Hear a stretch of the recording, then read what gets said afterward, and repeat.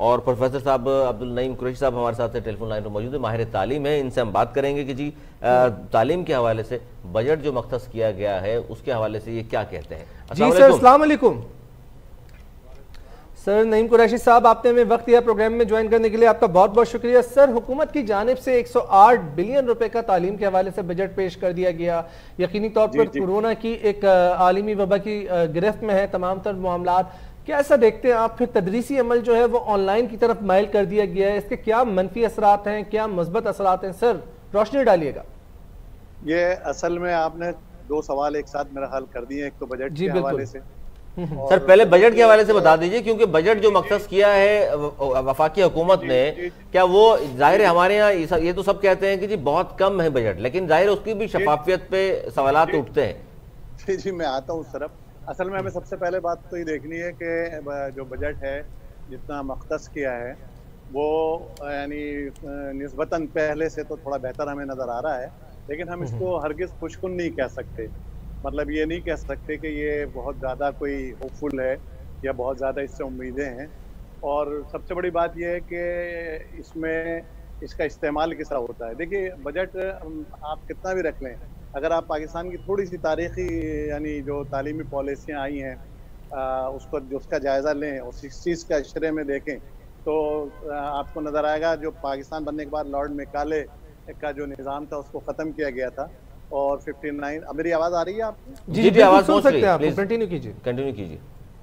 اچھا تو 50 یعنی جو 60s کا اشرہ ہے اس کو اگر ہم دیکھیں تو اس میں ہمیں نظر یہ آتا ہے جو کمیشن بنا تھا اس کے حوالے سے. اس زمانے کے حالات تو بہت زیادہ مختلف تھے. اس زمانے میں بھی جو بجٹ تھا وہ مطلب میرا خیال ناکافی ہوگا، لیکن یہ کہ اب جو موجودہ عہد ہے اور جو جدید ٹیکنالوجی ہے اور جو تعلیم میں جتنی نئی تبدیلیاں آئی ہیں اس حوالے سے ہم اس بجٹ کو خوشکن تو نہیں کہہ سکتے، لیکن نسبتاً میں سمجھتا ہوں کہ ایسا ہے کہ پہلے سے یعنی بہتر ہے. لیکن اس کو بات وہی ہوتی ہے کہ اس کو استعمال کیسے کیا جا سکتا ہے. اگر آپ مجھے تھوڑی سی اجازت دیں تو میں یہ بتا دوں کہ آپ بجٹ اس کو جو 108 ارب آپ 108 ارب ہی بتا رہے ہیں نا؟ جی 108 بلین بالکل. تو یہ 108 ارب کی جگہ آپ 808 ارب بھی رکھ لیں، اور اگر اس کے ساتھ انصاف نہ کیا جائے اس 808 کے ساتھ، اور اگر وہ سیکریٹریوں کے گھروں سے اور تہہ خانوں سے برآمد ہوں اور تعلیم پہ نہ خرچ ہوں تو وہ بیکار ہیں. لیکن اگر ایمانداری کے ساتھ جی بالکل میں ٹائم لگے گا. مجھے یعنی میرا کسی سیاسی جماعت سے کوئی تعلق نہیں ہے، میرا کسی یعنی کلچر سے کوئی تعلق نہیں ہے، میرا کسی برادری سے کوئی تعلق نہیں ہے. اچھا یقینی طور پر سر آپ کہتے ہیں کہ یہ بجٹ جو مختص کیا گیا ہے اگر 800 ارب بھی کر دیا جاتا تو یہ کم ہوگا. سر صرف اس چیز پہ روشنی ڈال دیں صرف اس چیز پہ روشنی ڈال دیں کہ تعلیمی نظام میں بہتری کے لیے حکومت کو کیا جامع حکمت عملی اپنانی ہوگی کہ نظام کو بہتر کیا جا سکے. کوئی تجویز اگر آپ دینا چاہیں تو پلیز. دیکھیں تجاویز تو دینے کا پہلا کام یہ تو ایک تو سسٹم کو تبدیل کیا جائے. اور بڑی یعنی بدقسمتی ہماری یہ ہے کہ ہمارے ہاں بڑا فرسودہ نظام چلا آ رہا ہے. آپ اس کو لاکھ کہیں کہ فلاں منسٹر بہت زیادہ محنت کر رہا ہے، ایک منسٹر 15 مہینے میں تو تبدیل ہو جاتا ہے. کبھی وہ بلدیات کا ہو جاتا ہے، کبھی وہ داخلہ ہو جاتا ہے، کبھی وہ تعلیم کا ہو جاتا ہے. نصیبی یہ ہے کہ بعض ایسے وزیر تعلیم بھی رہے جو زیر تعلیم بھی کبھی نہیں رہے. تو اچھا سر دو باتیں بڑی اہم ہیں سر آپ جو بات کر رہے ہیں. ہم جوائن کیا ڈاکٹر کیسر سجاد صاحب، انہیں بھی خوش آمدید کہتے ہیں پروگرام میں. ظاہر ہے کہ بجٹ کی جو بات ہم کر رہے تھے کہ جی تعلیم اور صحت دونوں ساتھ ساتھ ہیں، اور تعلیم کا جتنا بجٹ رکھا گیا ہے اس سے بھی کم بجٹ صحت کے حوالے سے رکھا گیا ہے. ڈاکٹر کیسر سجاد صاحب آواز سن پاتے ہیں آپ ہماری؟ کس سے دریافت کر رہے ہیں؟ مجھ سے پوچھ رہے ہیں؟ ڈاکٹر کیسر صاحب بھی ہمارے ساتھ موجود ہیں پروگرام میں، انہیں بھی شامل گفتگو کریں گے. سر السلام علیکم. اچھا پروفیسر صاحب آپ کنٹینیو کیجئے گا. ہم بات کر رہے تھے کہ جی اگر ہم بات کرتے ہیں کہ صرف بجٹ کی ہم بات کر لیں یا نظام تعلیم تبدیل کرنے کی بات کر لیں. سر نظام تبدیل ہوگا تب ہم ترقی یافتہ ملکوں میں شامل ہو سکیں گے، یا آپ سمجھتے ہیں بجٹ بڑھانا پڑے گا آپ کو اور انقلابی اقدامات پھر ہوں گے؟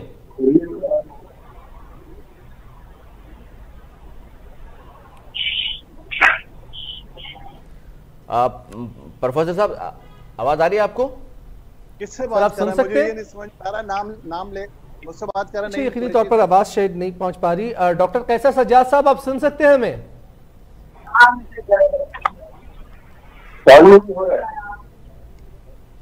कैसे सजा से हम बात कर रहे हैं कि गवर्नमेंट ने, अच्छा प्रोफेसर साहब से ही की तरफ ही हम दोबारा बढ़ेंगे। सर आप इस पर रोशनी डालिएगा, क्या हिकमत अमली अपनानी होगी, एक जामे पॉलिसी, अगर कोई तजवीज़ आप देना की बात कर रहे थे सर, कंटिन्यू कीजिएगा उस बात को।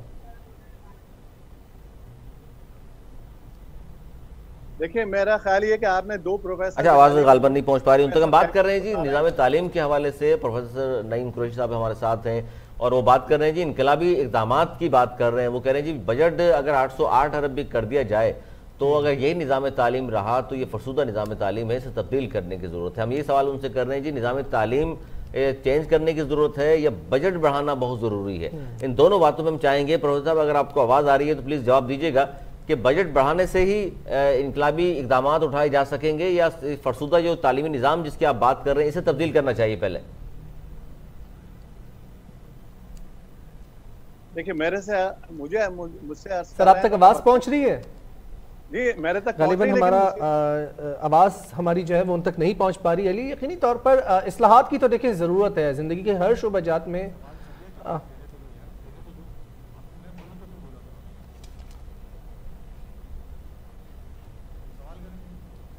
जी प्रोफेसर साहब कंटिन्यू कीजिएगा। आप मेरा नाम लेकर कहिएगा, दोनों प्रोफेसर आपने ले लिए, मैं नहीं समझ सकता आप किसको मुखातिब हैं। प्रोफेसर नईम कुरैशी साहब आपसे मुखातिब हूं, आप कंटिन्यू कीजिएगा, आपकी आवाज आ रही है। अच्छा मैं अर्ज ये कर रहा था कि पाकिस्तान का जो सिस्टम है, जो तालीमी निज़ाम है, उसको जब तक हम ईमानदारी के साथ उसके बजट को सर सवाल मैं दोहरा दूं आपके लिए प्रोफेसर साहब के हम बात कर रहे हैं कि इनकलाबी इक़दामात कितना ज़रूरी है या बजट काफ़ी होगा, बजट में इजाफा कर दिया जाए तो निज़ाम तालीम दुरुस्त हो सकता है, या आप ये समझते हैं कि फरसूदा तालीमी निज़ाम है, इसे जब तक तब्दील नहीं किया जाएगा जब तक कुछ भी नहीं हो सकता, कितना ही बजट बढ़ा दिया जाए? जी मेरा कहने का मकसद ये है कि ये निज़ाम जो है, जो आपने लॉर्ड मिकाले के ज़माने से लेकर अब तक चला आ रहा है। असल बात यह है कि तालीम ज़ाहिर किसी भी मुल्क कौम के लिए बहुत ज़रूरी है, उसमें इसका बजट भी बढ़ाना पड़ेगा और तालीमी निज़ाम को तब्दील भी करना पड़ेगा, इनकलाबी इक़दामात भी करने पड़ेंगे, तब जाकर ये सारी काम होंगे जो हम बात कर रहे हैं। इस तरह सेहत के हवाले से भी हम बात करते हैं कि जी हॉस्पिटल बना दिया जाए, गवर्नमेंट हॉस्पिटल नहीं बनाती। जो हॉस्पिटल तो बिल्कुल होते हैं, पूरे पाकिस्तान में बहुत सारे सरकारी अस्पताल भी हैं, लेकिन वहाँ डॉक्टर का होना बड़ा ज़रूरी है, वहाँ दवाओं का होना बड़ा ज़रूरी है यकीनी तौर पर। और फिर अली आप ये देखें कि इस वक्त जो है वो तमाम तर सूरत हाल जो है सेहत के हवाले से भी हुकूमत को यकीनी तौर पर अहम इक़दामात जो है वो करने की ज़रूरत है और बाज़ाब्ता तौर पर जो है वो इस शोबे की तरफ भी तवज्जो देनी होगी, क्योंकि न सिर्फ वैक्सीनेशन का अमल बल्कि दीगर भी चैलेंजेस का सामना है। हम देखते हैं कि जो ही मौसम की तब्दीली आती है तो मुख्तलिफ वबा जो है वो जन्म लेती हैं और उसके बाद हुकूमत को हंगामी बुनियादों पर इक़दामात करने होते हैं और उस पर भी। अच्छा जी प्रोफेसर साहब आप तक आवाज़ पहुंच रही है, सर कोई भी तजवीज़ देना चाहें जल्दी से, आखिरी थोड़ा सा कुछ वक्त बचा है, आप तजवीज़ दे दें जामिया पॉलिसी क्या होनी चाहिए हुकूमत की तालीमी निज़ाम को बेहतर करने के लिए और इस्लाहात के हवाले से बताइए।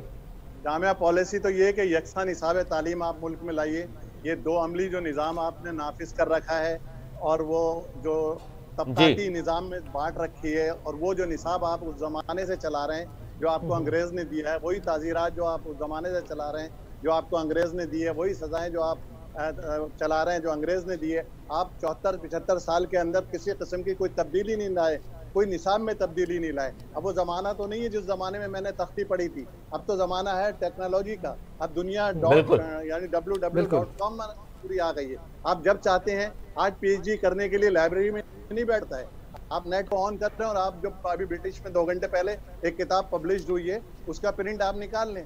तो आप अगर आप इस तरह से इस जदीद खुतूत पर तालीम को यानी चलाएंगे, तब इस्तेमाल करेंगे तो ही तब्दीली होगी। बिल्कुल।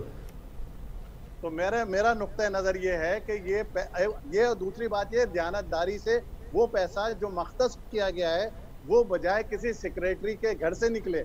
हमारी बदनसीबी है, शायद आप मेरी बात से इत्तेफाक ना करें या ये सच्ची बात है कि जब एक चीफ जस्टिस एक शराब की बोतल को शहद की बोतल नहीं बना साबित कर सकता। अच्छा सर हम टॉपिक से हट जाएंगे, मुद्दे से हट जाएंगे। नईम कुरैशी साहब आखिर में बस हमारे पास सब कुछ गालिबन 1 मिनट ही बचा है, सर इस पर रोशनी डाल दीजिएगा कि जो ऑनलाइन तालीमी निज़ाम की तरफ अब दुनिया माइल हो चुकी है, आप क्या समझते हैं इसके नफ्सियाती पहलुओं के हवाले से भी मनफी असरात मुरतब हुए तलबा पे या मुस्बत है? सर इस पर थोड़ा सा रोशनी डालिएगा।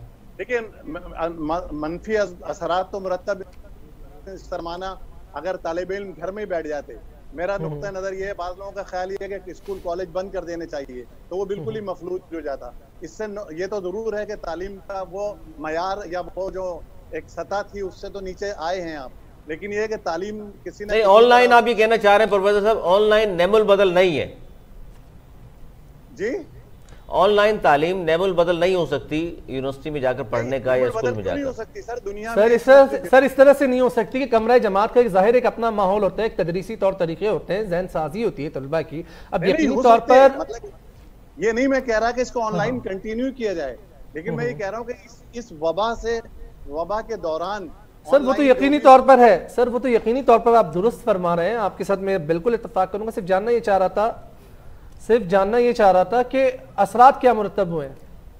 اثرات منفی مرتب ہوئے ہیں زیادہ تر۔ ظاہر ہے کہ میں تو اس سے مطمئن اس لیے نہیں ہوں کہ طالب علم کا جو ذہنی بالیدگی ہے یا ذہنی جو اپج ہے یا جو وہ کلاس روم میں بیٹھ کر استاد سے سوال کرتا ہے یا جو وہ استاد سے انہیریٹ کرتا ہے وہ تو نہیں ہے، گھر بیٹھ کر وہ کیا کر رہا ہے نہ استاد کو پتا آپ کو۔ لیکن ایک مسئلہ یہ ضرور ہے کہ دنیا میں وہ لوگ جو انٹر اور بی اے اور ایم اے کرنے کے بعد بھی جنہیں یہ نہیں پتا تھا کہ آئی ڈی کیسے بنتی ہے، جنہیں یہ نہیں پتا تھا جی میل کیسے بنتا ہے، جنہیں یہ نہیں پتا تھا کہ ای میل کیسے بنتا ہے، آج آپ چوتھی اور پانچویں کلاس کا طالب علم جو ہے وہ بیٹھ کر آپ کو آن لائن یہ سمجھ رہا اور کہ یہ اس طرح سے ہو سکتا ہے، تو تھوڑی بہت اس طرح سے تو ظاہر ہے سر زمانہ ترقی کرتا جا رہا ہے، آگے لوگ بڑھتے جا رہے ہیں، اب تو ظاہر ہے وہ تعلیم جس طرح آپ نے تختی سے آغاز کیا اور آپ کمپیوٹر پہ آگے۔ بہت شکریہ پروفیسر ڈاکٹر نعیم قریشی، ماہر تعلیم ہمارے ساتھ تھے اور بات کر رہے تھے تعلیمی نظام کے حوالے سے، فرسودہ تعلیمی نظام کے حوالے سے، اور بالخصوص ارسلان نے جو سوال کیا کہ جناب کیا نعم البدل ہو سکتا ہے یا کیا منفی یا مثبت اثرات مرتب ہوئے آن لائن تعلیم کے، اس حوالے سے بھی انہوں نے کہا جی منفی بھی تھے اور مثبت بھی ہیں، لیکن جو ماحول ارسلان نہیں ملتا،